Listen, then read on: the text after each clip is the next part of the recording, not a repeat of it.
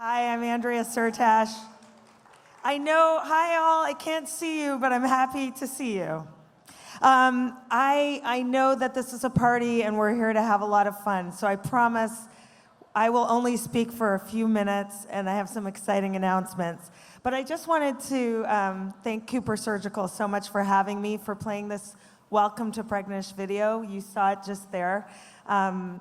I created it as the first lifestyle, so the first non-medical site to help people navigate this crazy process of starting our families with help. And our mission is to have real talk about fertility through premium and curated content. To date, we've had over 50 contributing writers, 3 New York Times best-selling writers write for us, so we take content very seriously at Pregnantish. So let's back up, because you just watched this video. While I was in the middle of treatment. So I launched Pregnantish in 2017 in year 5 of fertility treatments. And I filmed the video you just watched right now at NBC Studios in 2016, right after I froze 3 embryos. And one of those embryos is now my 9-month-old baby girl. Thank you. So when people ask how old my baby is, I say that she's 9 months and 3 years old. I think that totally confuses them, but she came from a frozen embryo. So what happened after I filmed the video you guys just watched, where I was in the middle of my 5-year odyssey, that eventually led me to this little girl, Ariel. So after all these years of fertility treatments, I did something differently. In year 6 of trying, I took one RE's advice to genetically test my embryos. We both knew that something was missing from the picture. After so many treatments and so many years, we didn't know what was going on, and it was unexplained. We knew that I had fibroid tumors, some endometriosis, other issues. We knew that I had miscarried what seemed to be, I was always told I had beautiful embryos, thank you, but that doesn't help because they weren't implanting or I was miscarrying, and it was very upsetting. So we didn't know if it was an egg issue or an issue in my body. And this part of my story, genetic testing, was a game changer for me, and this is why I'm thrilled to be speaking at the Cooper Surgical event.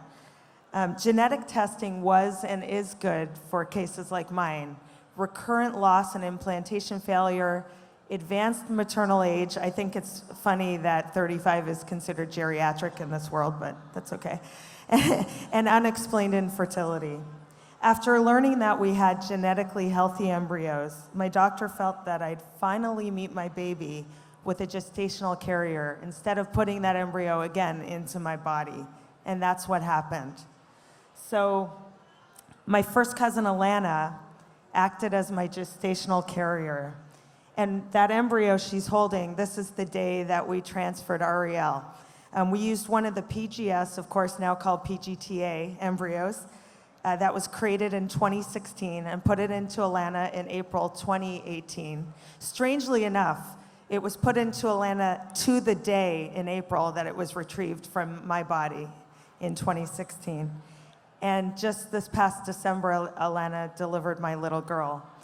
When my cousin offered to carry my embryo, she said, "What's a year of my life to give you a lifetime with a baby?" And I will never be able to capture my gratitude for her and her family. But it's quite clear to me that had I gone into year 7, transferring yet another embryo into my body without genetic testing, it's quite clear to me that I would have lost Ariel. And that's very sad to me. I couldn't carry a pregnancy to term. That was determined, and Alana really saved the day. So needless to say, I'm a big believer in PGT-A testing, which gives patients like me about a 60 to 80% chance of meeting our baby if the uterine environment is good.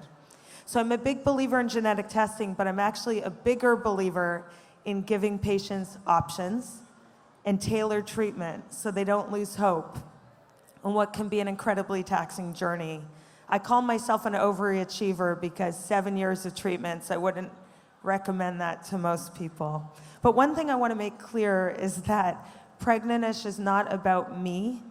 It's not about my story. It's a platform to share the voice of today's patient and to honor all these incredible paths to parenthood that so many of you in this room help us achieve every day. And I want to thank you guys for listening, because I know so many of you in this room help people like me achieve my goal of parenthood, and for that I will always be grateful to you, truly.